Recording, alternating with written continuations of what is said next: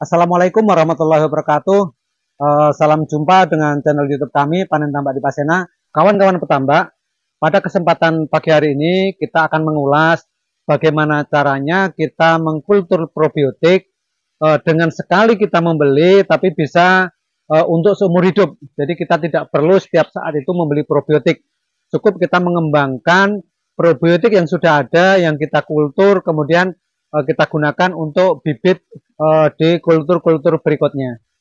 Jadi kemarin saya jelaskan bahwa untuk tahap awal itu penggunaan probiotik yang kita buat sendiri itu per tambak dengan ukuran 2000 meter itu kurang lebihnya 100 liter. 100 liter per tambak. Kemudian untuk berikutnya kita gunakan 25 liter per tambak seminggu 2 kali. Ada yang berkomentar bahwa penggunaan probiotik ini terlalu boros katanya. Kenapa dosisnya sebanyak itu? Perlu kawan-kawan petambak ketahui bahwa tambak-tambak kita yang sudah usia tua, yang dasar tambaknya tanah, itu cenderung menjadi tempat untuk berkembangnya vibrio. Jadi di periode pertama kita harus menggunakan dosis lebih banyak. Nah setelah itu di periode-periode berikutnya, di periode kedua dan seterusnya, kita bisa menggunakan separuh dosis dari periode pertama. Jadi untuk persiapan tambak pertama itu kita berikan 50 liter, kemudian setengah liter atau 1 drijen itu kita bagi untuk jadi 2 tambak. Jadi kita lebih hemat. Nah untuk lebih menghemat lagi, karena ini probiotik sudah kita buat kemarin menjadi 4 drijen, kita bisa membuat di periode tahapan berikutnya itu bahwa 1 drijen itu kita sisakan untuk menjadi indukan atau menjadi bibit. Jadi 3 drijen boleh kita aplikasikan ke tambak. Nah yang 1 drijen ini kita bagi lagi menjadi 4 bagian. Jadi kita bagi menjadi 4 drijen. Nah nanti kita tambahkan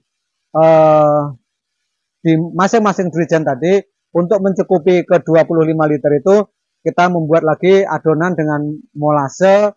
Kemudian kita tambahkan ragi tape, kita tambahkan Yakult. Airnya itu 75 liter, kemudian molasenya itu 2 gayung, kemudian Yakultnya 2 botol, kemudian ragi tapenya 5 butir. Jadi itu kita bisa larutkan seperti kemarin, kemudian kita masukkan lagi ke drijen-drijen yang telah kita siapkan, 4 drijen itu, kemudian kita isi penuh dengan air, kemudian kita tutup, kita goncang-goncang. Nah setelah 5 hari itu bisa kita gunakan. Nah begitu seterusnya. Jadi selalu kita sisakan 1 drijen itu untuk bibit. Nah, selalu kita sisakan 1 drijen itu untuk bibit.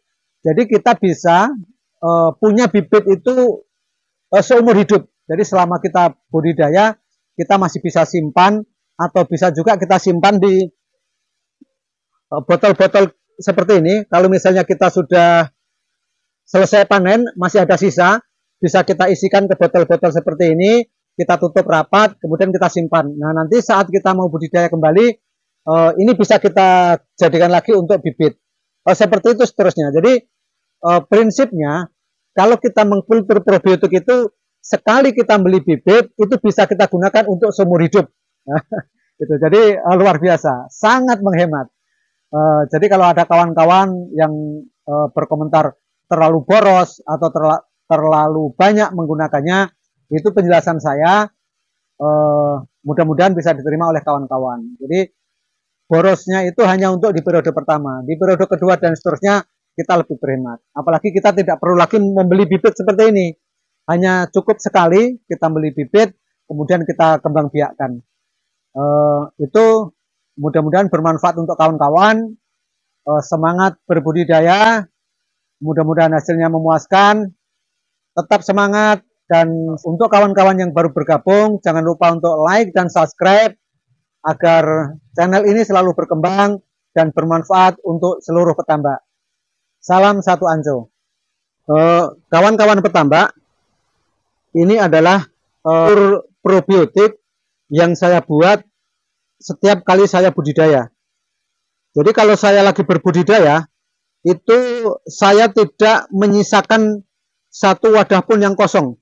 Jadi setiap ada wadah kosong selalu saya buat untuk mengembangkan probiotik karena harganya lebih murah, bisa lebih banyak. Nah, ini probiotik yang kita kultur sudah berumur 3 hari. Jadi sudah mulai keluar jamur-jamur putih. Aromanya juga sudah mulai menyengat, harum-harum kayak tape. Ini bisa kita gunakan untuk kegiatan budidaya. Jadi pesan saya untuk kawan-kawan yang sedang melakukan kegiatan budidaya, jangan pernah menyisakan wadah kosong hanya nganggur begitu. Karena bisa kita manfaatkan, ini blong-blong yang nganggur, ini wadah klorin yang nganggur, dirijen-dirijen kosong, harus selalu kita buat untuk mengembangkan probiotik. Karena ini sangat berguna bagi kita petambak di saat-saat musim AHPND. Sekali lagi saya sampaikan ke kawan-kawan bahwa AHPND itu hanya bakteri jahat yang bisa kita kalahkan dengan probiotik atau bakteri-bakteri yang baik. Jadi jangan kawan-kawan berputus asa karena sekarang lagi mewabahnya AHPND terus kita menyerah tidak budidaya. Selamat berbudidaya, mudah-mudahan hasilnya memuaskan.